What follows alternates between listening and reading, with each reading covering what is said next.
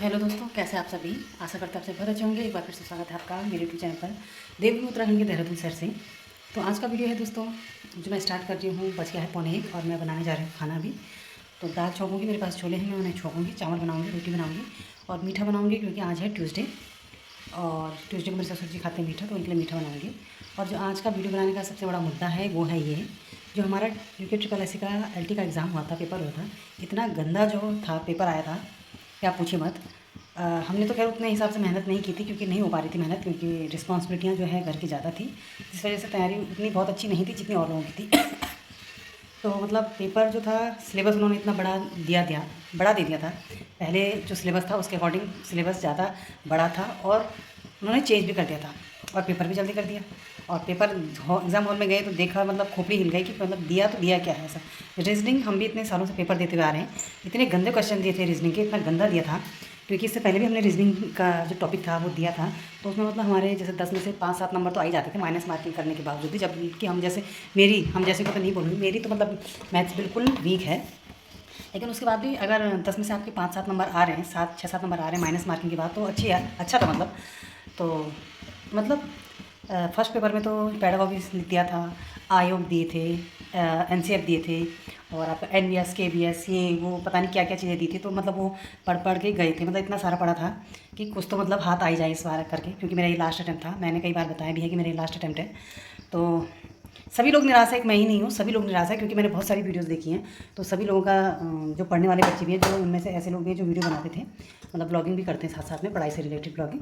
तो उनका भी मतलब यही कहना है कि मतलब पेपर अच्छा नहीं गया है। और साथ साथ जो सर लोग पढ़ाते भी थे, खूब मतलब काफ़ी सारे यूट्यूब चैनल वाले जो सर लोग मैम लोग पढ़ाते थे, उनका भी यही कहना है कि पेपर अच्छा नहीं आया था। और मैं आपको एक चीज़ बताऊँ कि मैंने मतलब इस पढ़ाई के चक्कर में मतलब क्या ही बोलूँ, मतलब घर वाले होता है ना कि घर के अंदर क्या करी, मैंने बताया किसी को नहीं था।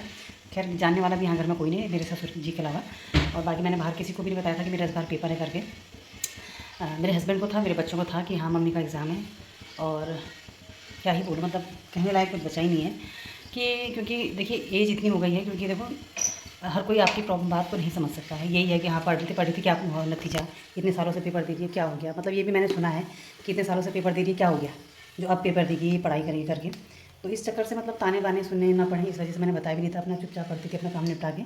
गाँव में आप लोगों को पता है, जो लोग गाँव से बिलोंग करते हैं उनको पता होगा कि गाँव में कितना काम होता है, कितना काम होता है।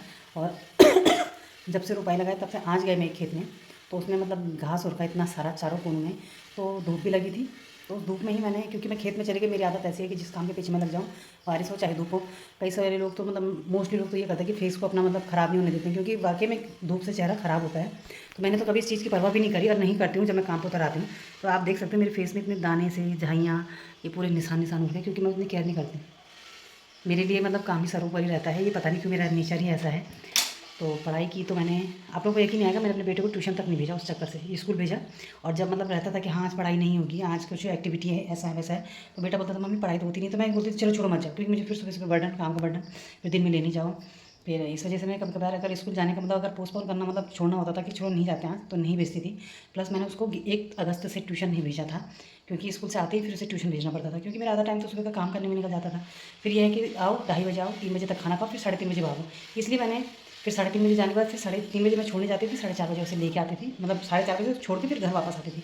तब तक गाय आ जाती थी, तब तक उसका दूध निकालना, भूसा निकालना, तब तक मेरे हस्बैंड आ जाते थे, उनके लिए चाय बनाना। फिर मैं ऐसे ही रह जाती थी, ले दे के बसता था एक रात के टाइम। तो उसमें भी मैंने बेटे को ट्यूशन नहीं भेजा कि मेरी पढ़ाई मेरा टाइम वेस्ट ना हो। छोटे बेटे की तरफ मैंने कोई ध्यान ही नहीं दिया, उसकी सारी कॉपी मैम ने रेड कर रखी, क्योंकि उसका होमवर्क भी कंप्लीट नहीं हो पाता था। मैं ऐसे बोलती थी कर कर कर कर कि मैं मम्मी पढ़ रही तो पढ़ ले करके अपना, तो नहीं पढ़ता था। बता लो मैंने अपने चक्कर से अपने बच्चों का काम में भी मतलब पढ़ाई को भी मतलब एक तरह से दरकिनार कर दिया था। और नतीजा निकला बिल्कुल बिग जीरो। मतलब मैं यही कहना चाहूँगी आयोग से कि यार मतलब आपने पेपर बनाया तो बनाया कैसा। आपने इतना लंबा चौड़ा ब्रॉड सिलेबस दे दिया, उसके बाद उसके अंदर से कुछ पूछा ही नहीं। मैच करने के लिए भी ऐसा दिया था कि अजीब ही टाइप का, मतलब आपका दिमाग ही घूम जाएगा।